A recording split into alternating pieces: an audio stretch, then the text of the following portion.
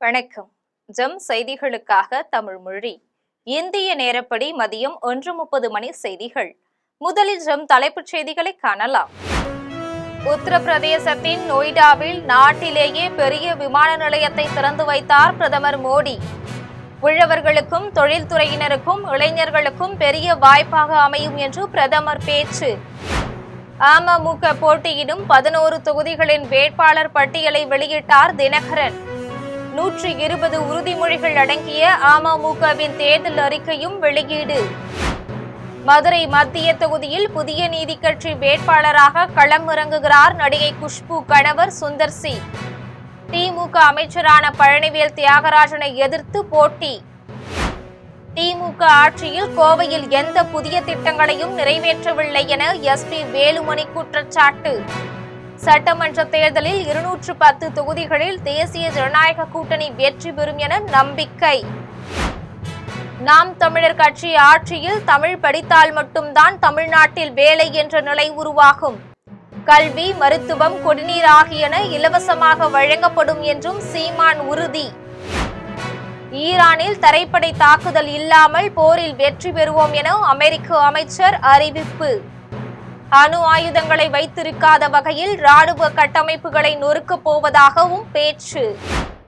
இனி விரிவான செய்திகளை காணலாம். உத்தரப்பிரதேச மாநிலம் நொய்டாவில் ஜிவார் என்னுமிடத்தில் புதிதாக கட்டப்பட்டுள்ள பன்னாட்டு விமான நிலையத்தை பிரதமர் நரேந்திர மோடி திறந்து வைத்துள்ளார். அப்போது பேசிய பிரதமர், இந்தியாவிலேயே பெரிய விமான நிலையத்தை மக்கள் தொகையில் பெரிய மாநிலம் கொண்டிருப்பதாக தெரிவித்தார். டெல்லியில் உள்ள இந்திரா காந்தி பன்னாட்டு விமான நிலையத்தில் விமான போக்குவரத்தும் பயணியர் நெரிசலும் அதிகமாக உள்ளது.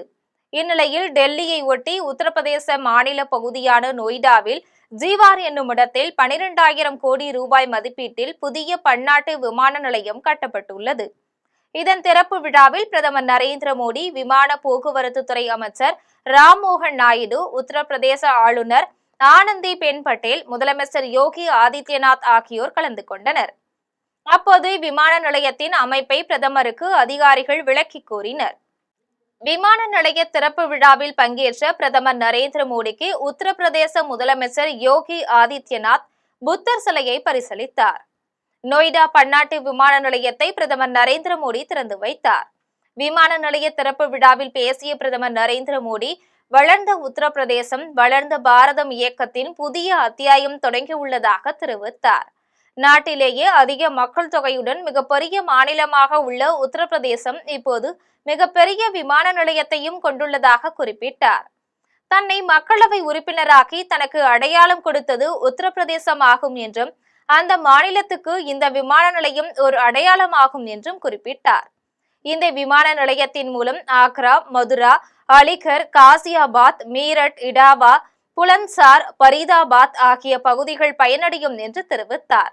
இந்த உழவர்கள், சிறு குறு நடுத்தர தொழில் முனைவோர், மேற்கு உத்தரப்பிரதேசத்தின் இளைஞர்கள் ஆகியோருக்கு இது மிகப்பெரிய வாய்ப்புகளை வழங்கும் என்றும் தெரிவித்தார்.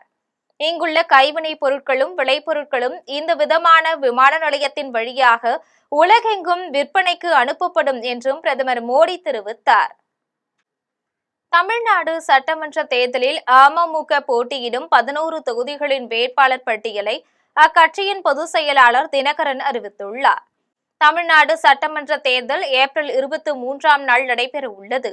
இந்த தேர்தலில் திமுக கூட்டணி, தேசிய ஜனநாயக கூட்டணி, நாம் தமிழர் கட்சி, தமிழக வெற்றி கழகம் என 4 முனை போட்டி நிலவுகிறது. தேசிய ஜனநாயக கூட்டணியில் அமமுகவுக்கு 11 தொகுதிகள் ஒதுக்கப்பட்டுள்ளன. இந்நிலையில் அமமுக போட்டியிடும் தொகுதிகளின் வேட்பாளர் பட்டியலை அக்கட்சியின் பொதுச் செயலாளர் டிடிவி தினகரன் வெளியிட்டுள்ளார். அதன்படி நாங்குநேரியில் இசக்கிமுத்து, மடத்துக்குளத்தில் சண்முகவேல், பூவிருந்தவல்லியில் ஏழுமலை, சைதாப்பேட்டையில் செந்தமிழன் ஆகியோர் அமமுக வேட்பாளர்களாக போட்டியிடுகின்றனர். திருச்சி மேற்கு தொகுதியில் ராஜசேகரன், பெரியகுளத்தில் கதிர்காமு, மன்னார்குடியில் காமராஜ், திருவையாற்றில் கார்த்திகேயன், காரைக்குடியில் தேர்போகி பாண்டி, திருப்பத்தூரில் ஞானசேகரன், ஒட்டப்பிடாரத்தில் சுந்தர்ராஜன் ஆகியோர் அமமுக வேட்பாளர்களாக அறிவிக்கப்பட்டுள்ளனர். வேட்பாளர் பட்டியலை வெளியிட்ட தினகரன் 120 உறுதிமொழிகள் அடங்கிய அமமுகவின் தேர்தல் அறிக்கையையும் வெளியிட்டார். தேசிய ஜனநாயக கூட்டணியில் தான் கேட்டிருந்த தொகுதிகளையே தங்கள் கட்சிக்கு ஒதுக்கியுள்ளதாக தினகரன் தெரிவித்தார். மதுரை மத்திய தொகுதியில் புதிய நீதி கட்சி வேட்பாளராக நடிகை குஷ்பு கணவர் சுந்தர் சி இரட்டை இலை சின்னத்தில் போட்டியிடுகின்றார். தேசிய ஜனநாயக கூட்டணியில் புதிய நீதி கட்சிக்கு 2 தொகுதிகள் ஒதுக்கப்பட்டுள்ளன. அதிமுக தனக்குள்ள தொகுதிகளில் ஒன்றான மதுரை மத்திய தொகுதியை புதிய நீதி கட்சிக்கு ஒதுக்கியுள்ளது. இதேபோல பாஜக தனக்குள்ள 27 தொகுதிகளில் ஒன்றை புதிய நீதி கட்சிக்கு வழங்குவதாக அறிவித்துள்ளது. அதில் புதிய நீதி கட்சி வேட்பாளர் தாமரை சின்னத்தில் போட்டியிட வேண்டும் என்று தெரிவிக்கப்பட்டுள்ளது. அதன் தொகுதி எது என்பதை இன்னும் அறிவிக்கப்படவில்லை. இந்நிலையில் அதிமுக ஒதுக்கியுள்ள மதுரை மத்திய தொகுதியில் புதிய நீதி கட்சி வேட்பாளராக நடிகை குஷ்பு கணவர் சுந்தர் சி அறிவிக்கப்பட்டுள்ளார். அவர் திமுக வேட்பாளரும் அமைச்சருமான பழனிவேல் தியாகராஜனை எதிர்த்து போட்டியிடுகின்றார். திமுகவின் 5 ஆண்டு கால ஆட்சியில் கோவையில் எந்த புதிய திட்டங்களையும் நிறைவேற்றவில்லை என குற்றம் சாட்டியுள்ள முன்னாள் அமைச்சர் SP வேலுமணி, சட்டமன்ற தேர்தலில் 210 தொகுதிகளில் தேசிய ஜனநாயக கூட்டணி வெற்றி பெறும் என நம்பிக்கை தெரிவித்துள்ளார். கோவை விமான நிலையத்தில் SP வேலுமணியை அதிமுக தொண்டர்களும் வேட்பாளர்களும் வரவேற்றனர். அதன் பின்னர் செய்தியாளர்களிடம் பேசிய SP வேலுமணி, கோவை மாவட்டம் எப்போதும் அதிமுகவின் கோட்டையாக இருந்து வருவதாகவும், எடப்பாடி பழனிசாமி முதல்வராக இருந்த காலத்தில் 50 ஆண்டுகளில் இல்லாத அளவுக்கு கோவையில் பெரிய வளர்ச்சி திட்டங்கள் கொண்டுவரப்பட்டதாகவும் கூறினார். திமுக ஆட்சியில் கடந்த 5 ஆண்டுகளாக கோவையில் எந்த புதிய திட்டங்களையும் கொண்டு வரவோ நிறைவேற்றவோ இல்லை என்றும் வேலுமணி குற்றம் சாட்டினார். எடப்பாடி அவர்கள் இன்றைக்கு அனைத்து இந்திய அண்ணா திராவிட முன்னேற்ற கழக தலைமையிலே வெற்றிகரமாக கூட்டணி அமைத்து இன்றைக்கு வேட்பாளர்களை அறிவித்து எனது கோவை மாவட்டத்தில் முழுமையாக அதிமுக போட்டியிடக்கூடிய வேட்பாளரை அறிவித்துள்ளார்கள். அதே போல நீலகிரி, திருப்பூர் மாவட்டத்திலும் தமிழ்நாடு முழுவதும் சென்னை தவிர சில வேட்பாளர்கள் மீது எல்லாம் அறிவித்துவிட்டார்கள்.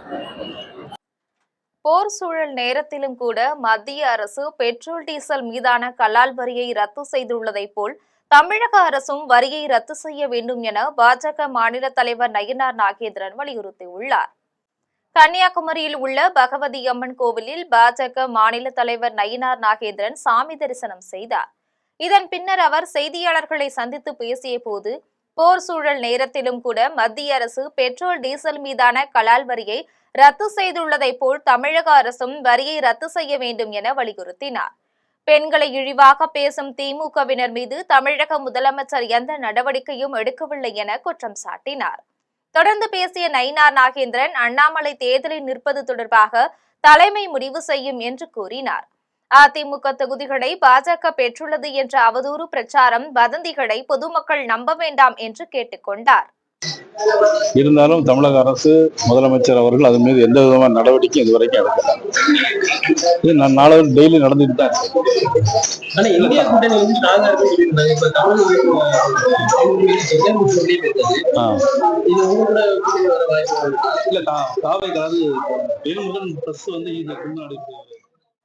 அதிமுக கூட்டணியில் உள்ள சிறிய கட்சிகளுக்கு தாமரையிலும் இரட்டை இலை சின்னங்களில் நிற்க வேண்டும் என அழுத்தம் கொடுக்கப்படுவதாக விடுதலை சிறுத்தைகள் கட்சி தலைவர் திருமாவளவன் குற்றம் சாட்டியுள்ளார். சென்னை தேனாம்பேட்டையில் உள்ள அண்ணா அறிவாலயத்தில் திமுக தொகுதி பங்கீட்டு குழுவோடு விடுதலை சிறுத்தைகள் கட்சி தலைவர் திருமாவளவன் பேச்சுவார்த்தையில் ஈடுபட்டார்.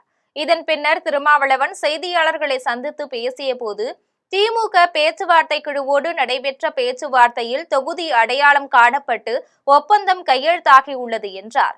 அதிமுக கூட்டணியில் உள்ள சிறிய கட்சிகளுக்கு தாமரையிலும் இரட்டை இலை சின்னங்களில் நிற்க வேண்டும் என அழுத்தம் கொடுக்கிறார்கள் என குற்றம் சாட்டினார். விஜய்க்கு தற்போது அனுமதி வழங்குவது தேர்தல் ஆணையம் கட்டுப்பாட்டில் உள்ளது என்றும், அதற்கும் திமுகவிற்கும் எந்த சம்பந்தமும் இல்லை என்றும் கூறினார். நாம் தமிழர் கட்சி ஆட்சிக்கு வந்தால் தமிழ் படித்தால் மட்டும்தான் தமிழ்நாட்டில் வேலை என்கின்ற நிலையை கொண்டு வரும் என்று சீமான் தெரிவித்துள்ளார். திருவண்ணாமலையில் நாம் தமிழர் கட்சி வேட்பாளர் கணேஷ், கலசப்பாக்கம் வேட்பாளர் சீதா, போலூர் வேட்பாளர் உமாதேவி, ஆரணி வேட்பாளர் தவமணி, செய்யாறு வேட்பாளர் தமிழ்ச்செல்வன் ஆகியோரை ஆதரித்து சீமான் பரப்புரை செய்தார். அப்போது பேசிய அவர், நாம் தமிழர் கட்சி ஆட்சிக்கு வந்தால் கல்வி, மருத்துவம், குடிநீர் ஆகிய 3ஐயும் இலவசமாக தருவதாக உறுதி கூறினார். தமிழ் படித்தால் மட்டும்தான் தமிழ்நாட்டில் வேலை என்ற நிலை உருவாகும் என கூறினார். அரசு அதிகாரிகள் பலர் திமுகவின் கைக்கூலிகளாக செயல்படுவதாக தமிழக வெற்றிக் கழகத்தின் இணை பொதுச் செயலாளர் நிர்மல்குமார் பகிரங்கமாக குற்றம் சாட்டியுள்ளார். சென்னை நந்தனத்தில் தமிழக வெற்றிக் கழகத்தின் இணை பொதுச் செயலாளர் நிர்மல்குமார் செய்தியாளர்களை சந்தித்து பேசினார். அப்போது பெரம்பூரில் தேர்தல் பரப்புரை 48 மணி நேரத்திற்கு முன்பாகவே அறிவித்திருந்த நிலையில் கடைசி நேரத்தில் தேர்தல் ஆணையம் அனுமதி மறுத்துள்ளதாக அவர் குற்றம் சாட்டினார். காவல் நிலையத்தில் அனுமதி கொடுக்க தயார், ஆனால் தங்களுக்கு மேலிருந்து அழுத்தம் வருகிறது என காவல்துறையினர் கூறியதாக தெரிவித்தார். காவல்துறையில் தொடங்கி ஒவ்வொரு அதிகாரிகளும் பணம் வாங்கிக் கொண்டு திமுக கட்டுப்பாட்டில் உள்ளார்கள் என்று கூறினார். அதிமுக போன்ற களத்திலேயே இல்லாத கட்சிகள் பற்றி திமுகவுக்கு கவலையே இல்லை என்றும் தங்கள் தலைவரை பார்த்து பயப்படுகிறார்கள் என்றும் தெரிவித்தார். தலைமை தேர்தல் அதிகாரியிடம் தமிழக வெற்றிக் கழகத்திற்கு தொடர்ந்து அனுமதி மறுக்கப்படுவது தொடர்பாக புகார் மனு அளிக்க உள்ளதாக கூறினார். அனைவருக்கும் வணக்கம். உங்களுக்கெல்லாம் தெரியும், நாங்கள் எங்களுடைய தலைவருடைய தேர்தல் பரப்புரைக்காக கடந்த 3 நாட்களாக ஒவ்வொரு இடத்துலையும் திட்டமிட்டு இப்போ பெரம்பூரில் தேர்தல் பரப்புரை நாளைக்கு தொடங்குறதா இருந்துச்சு. அதற்கான அனுமதியை 2 நாளைக்கு முன்னாடியே ஏன்னா 48 மணி நேரத்துக்கு முன்னாடியே நம்ம அந்த ஆப்பில் சுவிதா ஆப்பில் போடணும். அது 2 நாளைக்கு முன்னாடியே நாங்கள் அந்த ஆப்பில் போட்டு தேர்வு செய்து அந்த இடத்தையும் தேர்வு செய்து அதை காவல்துறை சார்பாக ஆய்வு செய்து அதுக்கப்புறம் அவங்க எல்லாம் சரின்னு சொல்லி இன்றைக்கி கடைசி நேரத்தில் எலெக்ஷன் கமிஷன்லேருந்து அங்கே இருக்கிற ஆர்ஓ என்ன சொல்கிறாங்க, முடியாதுன்னு சொல்லியிருக்காங்க. இதே தான் எங்களுடைய இன்றைக்கி திட்டமிட்ட ஒரு இடத்துக்கு நேற்று நாங்கள் ஆப்பில் பதிவு செஞ்ச பிறகும் காலையில் 10 மணிக்கு தொடங்க வேண்டிய நிகழ்ச்சிக்கு 11:30 மணிக்கு மேலே தான் அப்ரூவலே வந்திருக்கு, என்ஓசியே வந்திருக்கு. புதுச்சேரி முதலியார்பேட்டை தொகுதியில் வெற்றி பெறாவிட்டால் நாட்டை விட்டே வெளியேறுவதாக பாஜக வேட்பாளர் ஜான்குமார் தெரிவித்துள்ளார். புதுச்சேரி முதலியார்பேட்டை தொகுதியில் போட்டியிடும் பாஜக வேட்பாளர் ஜான்குமார் செய்தியாளர்களிடம் பேசினார். அப்போது ரங்கசாமி மீண்டும் முதலமைச்சர் ஆவார் என்பது எழுதப்பட்ட விதி என்று கூறினார். வெற்றி பெறாவிட்டால் தான் நாட்டை விட்டே வெளியேறுவதாக சவால் விட்டார். அப்படின்னா என்ன, எனக்கு தெரியும், அங்க பிஜேபி அவ்வளவு ஸ்ட்ராங்கா இருக்கு, அவ்வளவு கட்டமைப்பு கூட முன்னாள் எம்ஏ பாஸ்கர் என் கூட இருக்காரு. அதனால வெற்றி பிரகாசமா இருக்குது, ஒன்றும் பிரச்சனை இல்லை, 100% ஜெயிப்பேன். அவர் என்ன வேணாலும் சொல்லலாம், அந்த தொகுதி விட்டு வந்துட்டாரு, இந்த தொகுதி விட்டுட்டு வந்துட்டாரு, நான் ஒரு வியாபாரின்னு. அதெல்லாம் தேர்தல் முடிவு 4ஆம் தேதி பார்க்க சொல்லுங்க. அப்புறமேட்டா வேற என்ன அவ்வளோ சேலஞ்ச் பண்றேன்னு அவரை தான் சேலஞ்ச் பண்ண சொல்ல பார்ப்போம். மீண்டும் எலெக்ஷன் நிற்க மாட்டேன்ற ஒரே வார்த்தை சொல்ல பார்ப்போம். சட்டமன்ற தேர்தலில் தன்னை வேட்பாளராக அறிவிக்காததால் அமமுகவின் அடிப்படை உறுப்பினர் உள்ளிட்ட அனைத்து பொறுப்புகளிலிருந்தும் ஷோலிங்கர் முன்னாள் சட்டமன்ற உறுப்பினர் பார்த்திபன் விலகியுள்ளார். ஷோலிங்கர் முன்னாள் சட்டமன்ற உறுப்பினர் பார்த்திபன் அமமுக செயலாளராகவும் மாநில தேர்தல் பணிக்குழு பொறுப்பாளராகவும் இருந்து வந்தார். இந்த சட்டமன்ற தேர்தலில் ஷோலிங்கர் தொகுதியில் அமமுக சார்பில் போட்டியிட தனக்கு வாய்ப்பு கிடைக்கும் என்று எண்ணியிருந்தார். இந்நிலையில் தேசிய ஜனநாயக கூட்டணியில் ஷோலிங்கர் தொகுதி பாமகவுக்கு ஒதுக்கப்பட்டுள்ளது. இதனால் ஏற்பட்ட மன உளைச்சலில் தனது ஆதரவாளர்களுடன் ஆலோசனை நடத்தினார். அதனைத் தொடர்ந்து செய்தியாளர்களிடம் பேசிய பார்த்திபன் அமமுகவின் அடிப்படை உறுப்பினர் உள்ளிட்ட அனைத்து பொறுப்புகளில் இருந்தும் விலகுவதாக அறிவித்தார். தேர்தல் பிரிவு செயலாளர், மண்டல பொறுப்பாளர், மாவட்ட செயலாளர் என்ற பொறுப்புகளை வகித்து வந்த நான் அம்மா மக்கள் முன்னேற்ற கழகத்தில் நடந்த ஒரு சில நிகழ்வுகளுக்காக நான் அம்மா மக்கள் முன்னேற்ற கழகத்திலிருந்து மாநில தேர்தல் பிரிவு செயலாளர், மண்டல பொறுப்பாளர், ராணிப்பேட்டை மாவட்ட கழகத்தினுடைய செயலாளர், அடிப்படை உறுப்பினர் ஆகிய பொறுப்புகளை துறந்து நான் அம்மா மக்கள் முன்னேற்ற கழகத்திலிருந்து என்னை இன்று முதல் விடுவித்துக் கொள்கிறேன் என்பதை செய்தியாளர்கள் வாயிலாக மக்களுக்கும் என்னை சார்ந்த நண்பர்களுக்கும். தென்காசி மாவட்டத்தில் 4 தொகுதிகளில் போட்டியிடும் அதிமுக வேட்பாளர்கள் அறிவிக்கப்பட்டுள்ளனர். கடையநல்லூரில் இப்போதைய சட்டமன்ற உறுப்பினரான கிருஷ்ணமுரளிக்கு மீண்டும் வாய்ப்பளிக்கப்பட்டுள்ளது. தென்காசி தொகுதியில் முன்னாள் சட்டமன்ற உறுப்பினரான செல்வ மோகன்தாஸ் பாண்டியனுக்கு மீண்டும் வாய்ப்பளிக்கப்பட்டுள்ளது. ஆலங்குளம் தொகுதியில் முன்னாள் நாடாளுமன்ற உறுப்பினர் KRP பிரபாகரன் அதிமுக வேட்பாளராக அறிவிக்கப்பட்டுள்ளார். சங்கரன் கோவில் சட்டமன்ற தொகுதியின் அதிமுக வேட்பாளராக மருத்துவர் திலீபன் ஜெய்சங்கர் அறிவிக்கப்பட்டுள்ளார். கரூர் மாவட்டத்தில் உள்ள 4 சட்டமன்ற தொகுதிகளில் போட்டியிடும் அதிமுக வேட்பாளர்களுக்கு கட்சி நிர்வாகிகளும் தொண்டர்களும் வரவேற்பு அளித்தனர். கரூர் தொகுதிக்கு முன்னாள் அமைச்சர் MR விஜயபாஸ்கர், அரவக்குறிச்சி தொகுதிக்கு செல்வகுமார், கிருஷ்ணராயபுரம் தொகுதிக்கு திவ்யா, குளித்தலை சட்டமன்ற தொகுதிக்கு கருணாகரன் ஆகியோர் அதிமுக வேட்பாளர்களாக அறிவிக்கப்பட்டுள்ளனர். வேட்பாளர்களுக்கு கரூரில் கட்சி நிர்வாகிகளும் தொண்டர்களும் சால்வையும் மாலைகளும் அணிவித்து தங்கள் ஆதரவையும் வாழ்த்தையும் தெரிவித்தனர். இதனைத் தொடர்ந்து வேட்பாளர்கள் ஊர்வலமாக சென்று அண்ணா, MGR, ஜெயலலிதா சிலைகளுக்கு மலர் மாலை அணிவித்து மரியாதை செலுத்தினர். மதுரவாயலில் உரிய ஆவணமின்றி எடுத்து செல்லப்பட்ட 5 கோடி ரூபாய் பணத்தை தேர்தல் பறக்கும் படையினர் பறிமுதல் செய்துள்ளனர். சென்னை மதுரவாயலில் தேர்தல் பறக்கும் படையினர் வாகன சோதனையில் ஈடுபட்டனர். அப்போது இரவு காரில் இருந்து மற்றொரு வாகனத்திற்கு பண மூட்டைகளை கைமாற்றியதை கண்டுபிடித்தனர். இதன் பின்னர் அதில் சோதனை செய்தபோது 5 கோடி ரூபாய் பணம் இருந்தது தெரியவந்தது. மதுபான கடைகளிலிருந்து பெறப்பட்ட பணம் எடுத்து செல்லும் போது பிடிபட்டதாக தகவல் வெளியாகி உள்ளது. இதன் பின்னர் மதுரவாயலில் உள்ள வட்டாட்சியர் அலுவலகத்திற்கு பண மூட்டைகளை எடுத்து சென்றனர். இதில் பிடிபட்ட பணத்தின் தொகை அதிகம் இருப்பதால் IT அதிகாரிகளை வரவழைத்து பின்னர் பணம் எண்ணப்படும் என அதிகாரிகள் தெரிவித்தனர். தென்காசி மாவட்ட காவல் கண்காணிப்பாளரிடம் தாய் மீது மகள் புகார் அளித்துள்ளார். திருச்சி மாவட்டம் வடக்கு காட்டூரை சேர்ந்த ரவி என்பவரின் மகள் ஸ்ரீதேவி தென்காசி மாவட்ட காவல் கண்காணிப்பாளர் அலுவலகத்தில் தனது தாய் சிவகாமி மீது புகார் அளித்துள்ளார். அதில் தனது தந்தையின் இறப்புக்கு பின் அவரின் சொத்துக்களை தாய், தங்கை, தம்பி தான் ஆகியோர் பாகம் பிரித்துக் கொண்டதாகவும் தெரிவித்துள்ளார். அப்போது அபுதாபியில் தந்தை நடத்தி வந்த நிறுவனத்தை தனக்கு கொடுத்ததாக குறிப்பிட்டுள்ளார். அந்த நிறுவனத்தை முத்துராமலிங்கம் என்பவரிடம் கடந்த ஆண்டு விற்றுவிட்டதாகவும் குறிப்பிட்டுள்ளார். இந்நிலையில் தன்னை ஏமாற்றி முத்துராமலிங்கம் சொத்துக்களை கைப்பற்றிக் கொண்டதாக சுப்பையா பாண்டியின் தூண்டுதலால் தன் தாய் சிவகாமி பொய்க்குற்றச்சாட்டுடன் புகார் அளித்துள்ளதாக தெரிவித்துள்ளார். இதனால் தன்னிடம் நிறுவனத்தை விலைக்கு வாங்கிய முத்துராமலிங்கம் தனது பணத்தை திருப்பி கொடுத்துவிட்டு அந்த நிறுவனத்தை திரும்ப பெற்றுக்கொள்ளும்படி தன்னிடம் கூறுவதாகவும் குறிப்பிட்டுள்ளார். இந்நிலையில் முத்துராமலிங்கம் மீது பொய் புகார் அளித்து அவதூறு பரப்பி வரும் தனது தாயார் சிவகாமி மீது சட்டப்படி நடவடிக்கை எடுக்க வேண்டும் என்று அந்த புகாரில் கூறியுள்ளார்.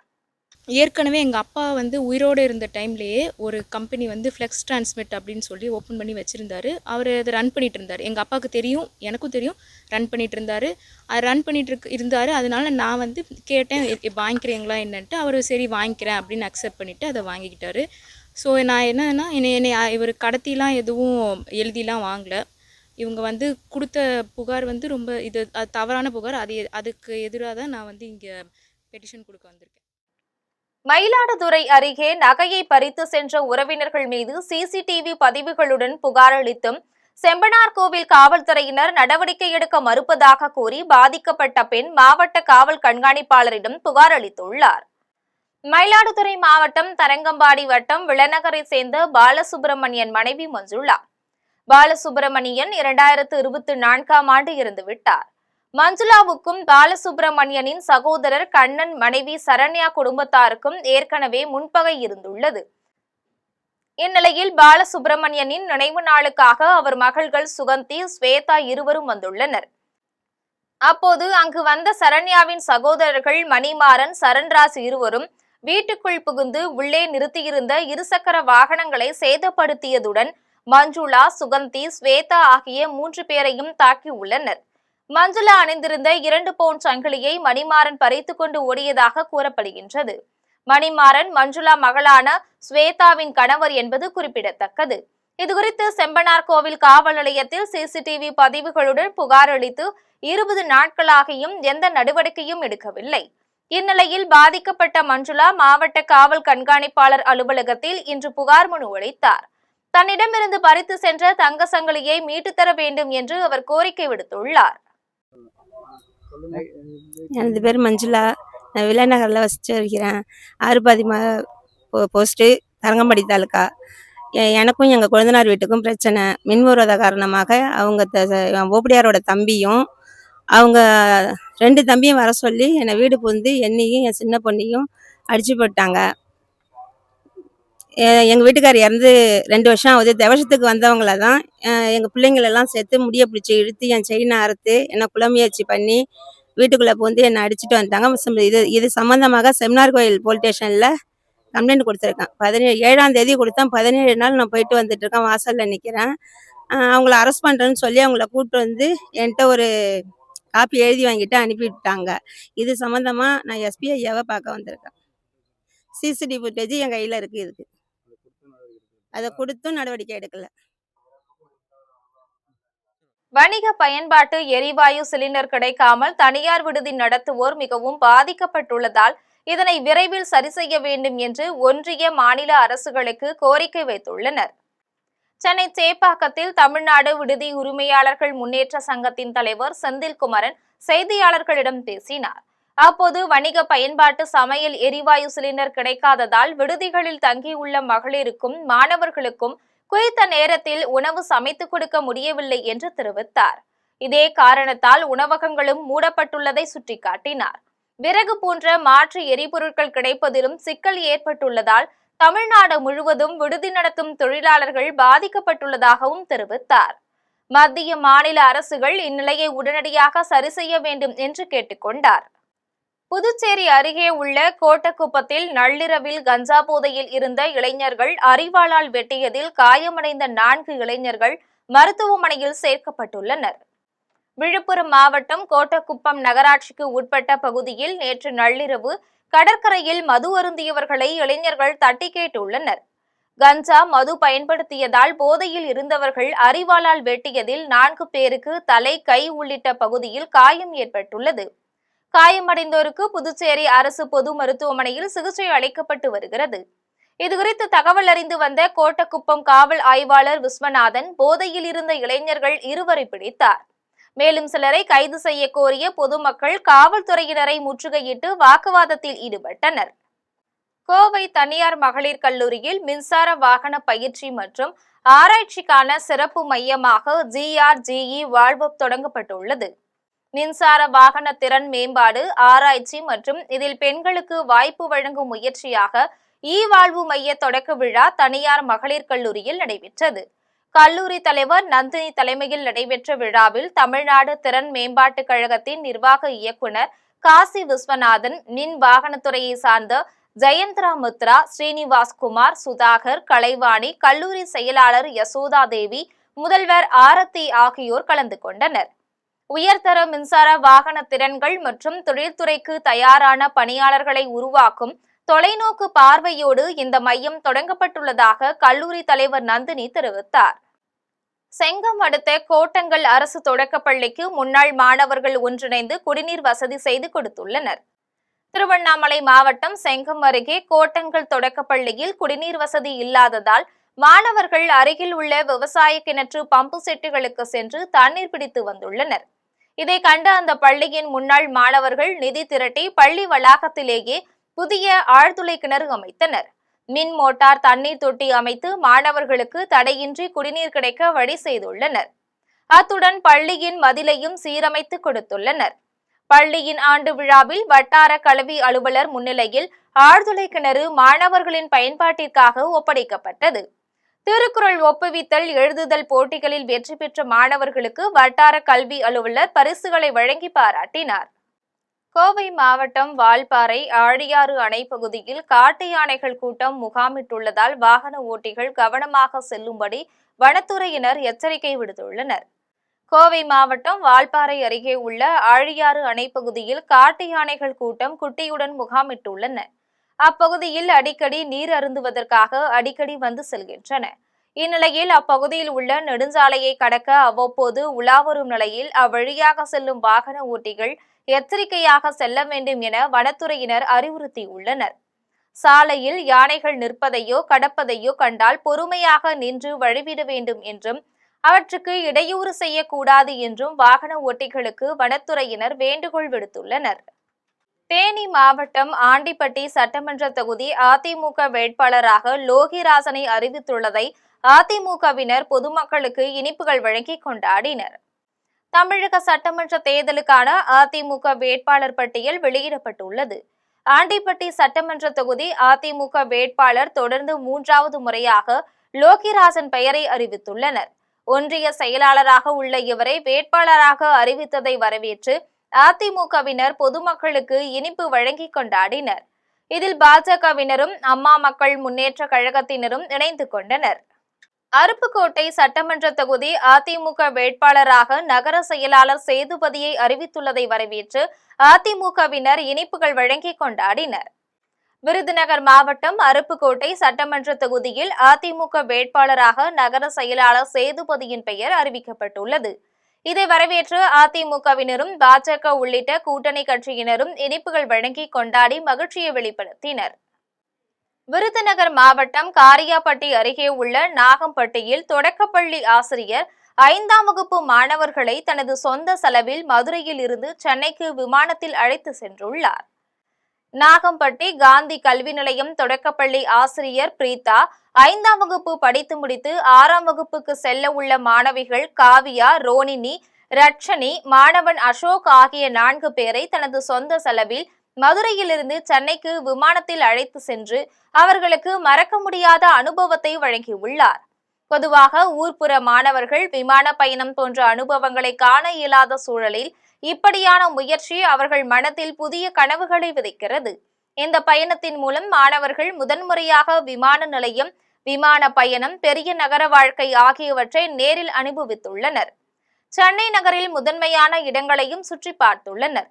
இதன் மூலம் மாணவர்களின் அறிவு விரிவடையவும் வெளி உலக புரிதல் ஏற்படவும் உதவியாக அமைந்துள்ளது. ஆசிரியர் பிரீதாவின் இந்த செயல் கல்வி என்பது புத்தகங்களுக்குள் மட்டும் இல்லாது அனுபவங்களின் மூலம் வளர வேண்டும் என்ற கருத்தை வலியுறுத்துகிறது. மாணவர்களின் எதிர்காலத்தை வளமாக்க வேண்டும் என்ற உயர்ந்த நோக்கத்துடன் அவர் மேற்கொண்ட இந்த முயற்சி சமூகத்தில் பாராட்டுகளை பெற்றுள்ளது. ஊர்ப்புற பள்ளிகளில் பணிபுரியும் ஆசிரியர்களுக்கு இது ஒரு முன்மாதிரியாக அமைந்துள்ள நிலையில் மாணவர்களின் கனவுகளை உயரத்தில் பறக்க செய்யும் இந்த செயல் கல்வித்துறையில் எடுத்துக்காட்டாக பார்க்கப்படுகிறது. முறையான அறிவிப்பின்றி புதிய பேருந்து நிலையத்திற்கு பேருந்துகள் மாற்றப்பட்டுள்ளதால் பொதுமக்கள் அவதியடைந்துள்ளதை கண்டித்து விவசாய சங்கங்களின் கூட்டமைப்பு சார்பில் சாலை மறியல் போராட்டம் நடத்தப்போவதாக அறிவிக்கப்பட்டுள்ளது. மயிலாடுதுறை மணக்குடியில் 29 கோடியில் கட்டப்பட்ட புதிய பேருந்து நிலையத்தை முதல்வர் திறந்து வைத்த நிலையில் முறையான முன்னேற்பாடுகள் மற்றும் அறிவிப்புகள் இன்றி திடீரென புறநகர் பேருந்துகள் அங்கிருந்து இயக்கப்பட்டதால் பொதுமக்கள், மாணவர்கள் மற்றும் பயணிகள் கடும் அவதிக்குள்ளாகியுள்ளனர். புறவழிச்சாலை பணிகள் முழுமையடையாததால் பேருந்துகள் பழைய நிலையத்திற்குள் செல்லாமல் சாலையிலேயே பயணிகளை இறக்கிவிடுவதும் இதனால் ஏற்படும் போக்குவரத்து நெரிசலும் மக்களிடையே கொந்தளிப்பை ஏற்படுத்தியுள்ளது. இந்த நிர்வாக குளறுபடியை கண்டித்து சாலை வசதிகள் சீராகும் வரை மீண்டும் பழைய பேருந்து நிலையத்திலேயே பேருந்துகளை இயக்க வலியுறுத்தி பல்வேறு விவசாய சங்கங்களின் கூட்டமைப்பு சார்பில் வரும் மார்ச் 30ஆம் தேதி சாலை மறியல் போராட்டத்தில் ஈடுபட போவதாக விவசாயிகள் கூட்டியக்க ஆலோசனை ஆட்டத்தில் அறிவிக்கப்பட்டுள்ளது. வணக்கம். இப்போ மயிலாடுதுறை மாவட்டத்தை பொறுத்தளவு பார்த்தீங்கன்னா பொதுமக்கள் அலைகழிக்கிறதும் விபத்துகளை அதிகப்படுத்துறதும் இந்த புதிய பேருந்து நிலையத்துக்கு பஸ்ஸை மாற்றி விட்டு இந்த போக்குவரத்து ஏற்கனவே இங்கே சிரமம். இப்போ புதிய பேருந்து நிலையத்துக்கு பஸ்ஸை விட்டனால மிகப்பெரிய சிரமமாக இருக்குது. காரணம் என்னென்னா அனைத்து பேருந்துகளும் இப்போ இந்த இருக்கக்கூடிய காமராஜர் பேருந்து நிலையம் உள்ளே போயிட்டு போச்சுன்னா அது பாட்டுக்கு போயிட்டு வெளில போச்சுன்னா இறங்குறவங்க இறங்குவாங்க, ஏறுறவங்க ஏறுவாங்க. ஆனால் அதை செய்யாமல் அந்த பக்கம் மாஸ் மொபைல்கிட்ட இருக்குது, இந்த பக்கம் வந்து கிட்டப்பாங்காடிக்கிட்ட இருக்கு, இந்த பக்கத்துல மாதா கோயில்கிட்ட இருக்குன்னு சொல்லி மூளைக்கு மூளை மக்களை இறக்கி விட்டு மக்கள் எங்க பஸ் ஏறுறது எங்க இறங்குறது தெரியாம. சென்னை கல்லூரி மாணவர்கள் 10 பேர் சென்ற கார் பொன்னேரி அருகே டயர் வெடித்து விபத்துக்குள்ளானதில் மாணவி ஒருவர் உயிரிழந்தார். மேலும் காயமடைந்த 9 பேர் சிகிச்சை பெற்று வருகின்றனர். சென்னையை சேர்ந்த தனியார் கல்லூரி மாணவர்கள் ஆந்திர மாநிலம் தடா நீர்வீழ்ச்சிக்கு சுற்றுலா சென்ற போது பொன்னேரி அருகே தச்சூர் கூட்டு சாலையில் காரின் பின் டயர் வெடித்து விபத்துக்குள்ளானது. இதில் கட்டுப்பாட்டை இழந்த கார் மேம்பாலத்தில் கவிழ்ந்ததில் திருவேற்காட்டை சேர்ந்த மாணவி திவ்யபிரியா பரிதாபமாக உயிரிழந்தார். காயமடைந்த மற்ற 9 மாணவர்கள் மீட்கப்பட்டு பொன்னேரி அரசு மருத்துவமனையில் அனுமதிக்கப்பட்டனர். மேல் சிகிச்சைக்காக இருவர் சென்னை ஸ்டான்லி மருத்துவமனைக்கு மாற்றப்பட்டுள்ளனர். கவரைப்பேட்டை காவல்துறையினர் வழக்கு பதிவு செய்து விசாரணை நடத்தி வரும் நிலையில் இந்த சம்பவம் பெரும் சோகத்தை ஏற்படுத்தியுள்ளது. விழுப்புரம் மாவட்டத்தின் 7 சட்டமன்ற தொகுதிகளில் அதிமுக சார்பில் வானூர், விழுப்புரம், திருக்கோவிலூர் தொகுதிகளில் புதுமுகங்களுக்கு வாய்ப்பு வழங்கப்பட்டதை அக்கட்சியினர் பட்டாசு வெடித்து கொண்டாடினர். விழுப்புரம் மாவட்டத்தின் 7 சட்டமன்ற தொகுதிகளில் அதிமுக பொதுச் செயலாளர் எடப்பாடி பழனிசாமி வெளியிட்ட 127 வேட்பாளர்கள் அடங்கிய இரண்டாவது பட்டியலில் வானூர் தொகுதிக்கு முருகன், விழுப்புரம் தொகுதிக்கு விஜயா மற்றும் திருக்கோவிலூர் தொகுதிக்கு பழனிசாமி ஆகிய புதுமுக வேட்பாளர்களுக்கும், திண்டிவனம் தொகுதியில் தற்போது சட்டமன்ற உறுப்பினராக உள்ள அர்ஜுனனுக்கு மீண்டும் போட்டியிட வாய்ப்பு வழங்கப்பட்டுள்ளது. ஏற்கனவே முதல் வேட்பாளர் பட்டியலில் மயிலம் தொகுதிக்கு CV சண்முகம் அறிவிக்கப்பட்டிருந்தார். இந்த அறிவிப்பை தொடர்ந்து விழுப்புரம் காந்தி சிலை முன்பாக அதிமுக மற்றும் கூட்டணி கட்சியினர் பட்டாசு வெடித்தும் இனிப்புகள் வழங்கியும் உற்சாகமாக கொண்டாடினர். ஆந்திர மாநில நெல்லூரில் மீன்வளத்துறை அதிகாரிகள் விசைப்படகை பறிமுதல் செய்ததால் விசைப்படகின் உரிமையாளர் மற்றும் காசிமேடு அனைத்து சங்கத்தினர் சார்பில் காசிமேடு மீன்பிடி துறைமுக இயக்குநர் அலுவலகத்தை முற்றுகை போராட்டத்தில் ஈடுபட்டனர். சென்னை காசிமேடு மீன்பிடி துறைமுகத்திலிருந்து கடந்த 16ஆம் தேதி அதிகாலை செந்தாமரை செல்வன் என்பவருக்கு சொந்தமான விசைப்படகில் ஆந்திராவை சேர்ந்த 7 மீனவர்கள் ஆழ்கடலுக்கு மீன்பிடிக்க சென்றனர். அப்போது ஆந்திரா எல்லை தாண்டி வந்ததாக கூறி மீன்வளத்துறை அதிகாரிகள் மற்றும் ஆந்திரா மாநில காவல்துறையினர் உதவியுடன் விசைப்படகை பறிமுதல் செய்து ஆந்திர மாநிலத்தை சேர்ந்தவர்கள் என்பதால் அவர்களை அனுப்பி வைத்தனர். இது தொடர்பாக படகின் உரிமையாளர் செந்தாமரை செல்வனுக்கு தகவல் கிடைத்தது. இதையடுத்து அவர் அபராத தொகை 5000 ரூபாய் கொடுத்த நிலையிலும் விசைப்படகை விடுவிக்காமல் அலைக்கழிப்பதாக குற்றம் சாட்டினார். இதன் காரணமாக காசிமேடு மீன்பிடி துறைமுக இயக்குநர் அலுவலகத்தை அனைத்து சங்கத்தினரும் பாதிக்கப்பட்ட விசைப்படகின் உரிமையாளரும் முற்றுகையிட்டனர். இதன் பின்னர் அதிகாரிகள் அனைவரையும் அழைத்து பேசி சங்கத்திலிருந்து 3 பேரை மட்டும் அழைத்து சென்னை தலைமை செயலகத்தில் உள்ள தலைமை செயலாளரிடம் அழைத்து சென்று உடனடியாக நடவடிக்கை எடுப்பதாக உறுதியளித்ததின் பேரில் அனைவரும் கலைந்து சென்றனர். இதையடுத்து தலைமை செயலக செயலாளரை சந்தித்து உடனடியாக நடவடிக்கை எடுக்க வேண்டும் என்று கோரிக்கை விடுத்தனர். இதன் பின்னர் நடவடிக்கை எடுக்கவில்லை என்றால் அனைத்து சங்கங்களை திரட்டி வேலைநிறுத்த போராட்டத்தில் ஈடுபட போவதாகவும் எச்சரிக்கை விடுத்தனர். மீன் பிடிச்சிட்டு இருக்கும்போது ஆந்திரா மாநிலம் பொன்னப்பூண்டியை சார்ந்த டிரைவர் சிட்டி பாபு என்கிறவருடைய தலைமையில் மீன் பிடிச்சிட்டு இருக்கும்போது அங்கே வந்த கடலோர காவல்படை அதிகாரிகள், மீன்வளத்துறை அதிகாரிகள், ஃபாரஸ்ட் டிபார்ட்மெண்ட்டு போன்றவங்கெல்லாம் வந்து படகு வந்து ஆந்திராவில் நெல்லூரில் பிடிச்சி வச்சிருக்கிறாங்க. திருக்காட்டுப்பள்ளி அருகே புனித அதிதூதர் ஆலயத்திலிருந்து தவக்காலத்தின் 6ஆம் வெள்ளியை முன்னிட்டு திருச்சலவை அருளிக்க திருப்பயணம் நடைபெற்றது. தஞ்சை மாவட்டம் மைக்கேல்பட்டியில் உள்ள புனித அதிதூதர் ஆலயத்திலிருந்து தவக்காலத்தின் 6ஆம் வெள்ளியை முன்னிட்டு பூண்டி மாதா பேராலயத்தை நோக்கி திருச்சிலுவை அருளிக்க திருப்பயணம் நடைபெற்றது.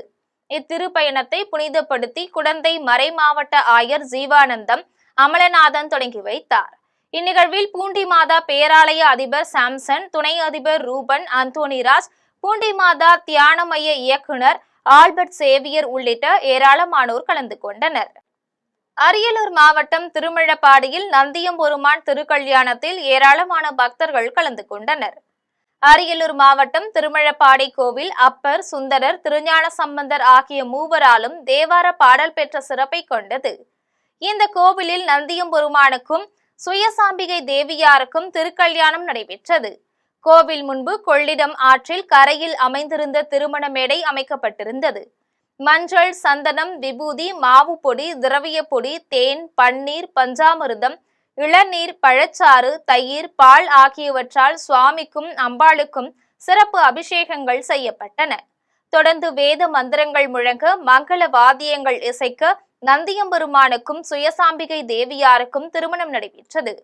திரண்டிருந்த ஆயிரக்கணக்கான பக்தர்கள் அச்சதை தூவ மணமகள் சுயசாம்பிகை தேவியார் கழுத்தில் திருநந்தியம்பெருமான் திருமாங்கல்யம் அணிவித்தார்.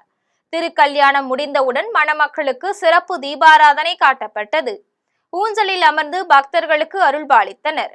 பின்னர் திருநந்தியம்பெருமானுக்கும் சுயசாம்பிகை தேவியாரும் மணக்கோலத்துடன் கண்ணாடி பல்லக்கில் திருமழப்பாடியில் வலம் வந்தனர். இவ்விழாவில் அரியலூர் மாவட்ட ஆட்சியர் ரத்தினசாமி, அரசு அலுவலர்கள், சுற்றுவட்டார ஊர் மக்கள் கலந்து கொண்டனர். ராணிப்பேட்டை மாவட்டம் வாலாஜாபேட்டை ஏகாம்பரநாதர் கோவிலில் நடைபெற்ற திருக்கல்யாணத்தில் ஏராளமான பக்தர்கள் கலந்து கொண்டனர். வாலாஜாபேட்டை காமாட்சி அம்பாள் உடனுறை ஏகாம்பரநாதர் கோவிலில் பங்குனி திருவிழா நடைபெற்று வருகிறது. 5ஆம் திருவிழாவில் மூலவர் காமாட்சி அம்மனுக்கும் ஏகாம்பரநாதருக்கும் பால், தயிர், தேன், குங்குமம், சந்தனம், மஞ்சள், இளநீர் ஆகியவற்றால் சிறப்பு அபிஷேகம் செய்து வண்ண மலர்களால் அலங்காரம் செய்து தீபாராதனை நடைபெற்றது. அதனைத் தொடர்ந்து இரவு சிவாச்சாரியார்கள் சிறப்பு யாகம் வளர்த்து மங்கள வாத்தியங்கள் முழங்க திருக்கல்யாணம் நடைபெற்றது. முன்னதாக பெண்கள் ஏராளமானோர் நாதஸ்வரம், மேளதாளம் முழங்க சீர்வரிசை பொருட்களை ஊர்வலமாக கோவிலுக்கு எடுத்து வந்தனர். தொடர்ந்து சுவாமிகளுக்கு மாலை மாற்றி திருக்கல்யாணம் நடந்து மங்கள தீபாராதனை காண்பிக்கப்பட்டது. இந்த விழாவில் சுற்று வட்டாரத்தை சேர்ந்த ஏராளமான பக்தர்கள் கலந்து கொண்டு வழிபட்டனர். இனி வருவது திரையுலக செய்திகள். ஜாதி மதமற்றவன் என்ற அரசின் சான்றிதழை பெறுவதற்கு முயற்சி எடுத்து வருவதாக நடிகர் பார்த்திபன் தெரிவித்துள்ளார்.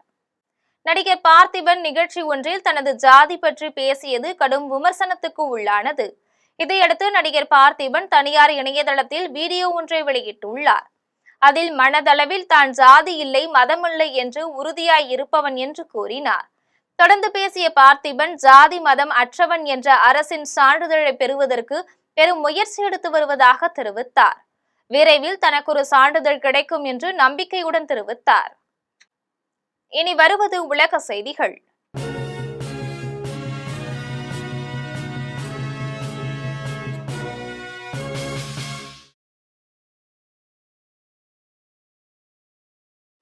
ஈரானில் தரைப்படையின் தாக்குதல் இல்லாமல் போரில் வெற்றி பெறுவோம் என அமெரிக்க வெளியுறவுத்துறை அமைச்சர் மார்க்கோ ரூபியோ தெரிவித்துள்ளார். பிரான்ஸ் நாட்டின் பாரிஸில் G7 வெளியுறவுத்துறை மந்திரிகளுக்கான ஆலோசனை கூட்டம் நடைபெற்றது. கூட்டத்தில் கலந்து கொண்ட பின்னர் அமெரிக்க வெளியுறவுத்துறை அமைச்சர் மார்க்கோ ரூபியோ செய்தியாளர்களை சந்தித்து பேசிய போது, ஈரான் அணு ஆயுதங்கள் எதனையும் வைத்திருக்காத வகையில் அந்நாட்டின் அனைத்து வித இராணுவ திறனமைப்புகளையும் அழித்து விடுவோம் என்று கூறினார். கடற்படை, விமானப்படை, ஏவுகணை, ஏவுகலன்கள் உள்ளிட்டவற்றை தாக்கி அழித்து எல்லாவற்றிலும் வெற்றி பெறுவோம் என்றும் குறிப்பிட்டார். இதையடுத்து எந்தவித தரைப்படையின் தாக்குதல் இல்லாமலேயே சாதிப்போம் என்றார். இனி வருவது விளையாட்டு செய்திகள்.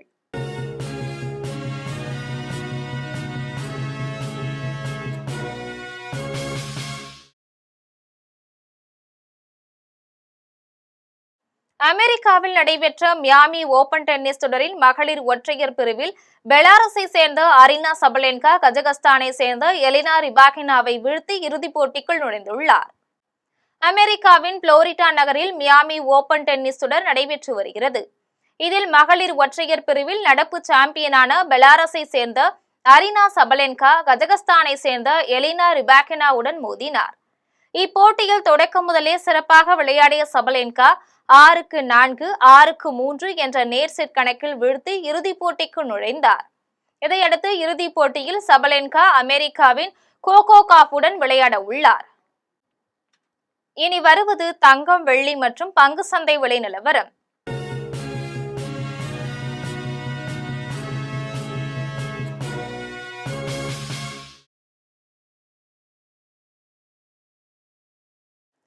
சென்னையில் ஆபரண தங்கம் இன்று ஒரு சவரன் 1,09,280 ரூபாய்க்கு விற்பனை செய்யப்படுகின்றது. சென்னையில் இன்று ஆபரண தங்கத்தின் விலை கிராமுக்கு 230 ரூபாய் அதிகரித்து 13,660 ரூபாய்க்கு விற்பனை செய்யப்படுகின்றது. மேலும் ஒரு சவரன் 1,840 ரூபாய் அதிகரித்து 1,09,280 ரூபாய்க்கு விற்பனை செய்யப்படுகின்றது. 24 கேரட் தூய தங்கம் ஒரு சவரன் 1,19,216 ரூபாய்க்கு விற்பனை செய்யப்படுகின்றது. மேலும் 1 கிராம் வெள்ளி 250 ரூபாய்க்கும் 1 கிலோ வெள்ளி 2,50,000 ரூபாய்க்கும் விற்பனை செய்யப்படுகின்றது. இந்திய பங்கு சந்தைகளில் வணிகம் இன்று சரிவுடன் காணப்படுகின்றது. மும்பை பங்கு சந்தை பங்கு விலை குறியீட்டு எண் சென்செக்ஸ் 1,690 புள்ளிகள் குறைந்து 73,583 புள்ளிகளில் வணிகமாகிறது. தேசிய பங்கு சந்தை பங்கு விலை குறியீட்டு எண் நிப்டி 487 புள்ளிகள் குறைந்து 22,820 புள்ளிகளில் வணிகமாகிறது. மீண்டும் தலைப்புச் செய்திகள். உத்தரப்பிரதேசத்தின் நொய்டாவில் நாட்டிலேயே பெரிய விமான நிலையத்தை திறந்து வைத்தார் பிரதமர் மோடி. உழவர்களுக்கும் தொழில்துறையினருக்கும் இளைஞர்களுக்கும் பெரிய வாய்ப்பாக அமையும் என்று பிரதமர் பேச்சு. அமமுக போட்டியிடும் 11 தொகுதிகளின் வேட்பாளர் பட்டியலை வெளியிட்டார் தினகரன். 120 உறுதிமொழிகள் அடங்கிய அமமுகவின் தேர்தல் அறிக்கையும் வெளியீடு. மதுரை மத்திய தொகுதியில் புதிய நீதி கட்சி வேட்பாளராக களம் இறங்குகிறார் நடிகை குஷ்பு கணவர் சுந்தர் சி. திமுக அமைச்சரான பழனிவேல் தியாகராஜனை எதிர்த்து போட்டி. திமுக ஆட்சியில் கோவையில் எந்த புதிய திட்டங்களையும் நிறைவேற்றவில்லை என எஸ்பி வேலுமணி குற்றச்சாட்டு. சட்டமன்ற தேர்தலில் 210 தொகுதிகளில் தேசிய ஜனநாயக கூட்டணி வெற்றி பெறும் என நம்பிக்கை. நாம் தமிழர் கட்சி ஆட்சியில் தமிழ் படித்தால் மட்டும்தான் தமிழ்நாட்டில் வேலை என்ற நிலை உருவாகும். கல்வி, மருத்துவம், குடிநீர் ஆகியன இலவசமாக வழங்கப்படும் என்றும் சீமான் உறுதி. ஈரானில் தரைப்படை தாக்குதல் இல்லாமல் போரில் வெற்றி பெறுவோம் என அமெரிக்க அமைச்சர் அறிவிப்பு. அணு ஆயுதங்களை வைத்திருக்காத வகையில் ராணுவ கட்டமைப்புகளை நொறுக்கப் போவதாகவும் பேச்சு. இத்துடன் ஜெம் செய்திகள் நிறைவடைகின்றன. மீண்டும் ஜெம் செய்திகள் மாலை 6 மணிக்கு. உடனுக்குடன் செய்திகளை காண ஜெம் live.tv என்ற இணையதளத்தில் இணைந்திருங்கள். நன்றி, வணக்கம்.